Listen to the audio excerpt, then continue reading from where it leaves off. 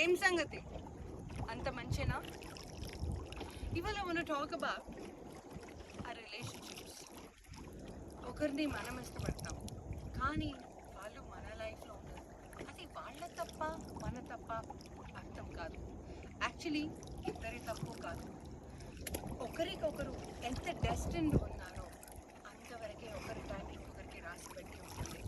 చాలాసార్లు నా దగ్గరికి హాస్పిటల్కి వచ్చేవాళ్ళు మెయిన్గా ఈ లవర్ గ్రూప్లో ఉన్నవాళ్ళు లేదా మ్యారీడ్ కపుల్.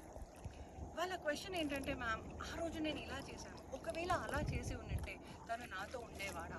మ్యామ్ ఆ రోజు నేను గట్టిగా కోపం చేశానేమో, అందుకే ఆయన నన్ను వదిలేసి వెళ్ళిపోయాడేమో, ఇలాంటివి వినిపిస్తూ ఉంటాయి.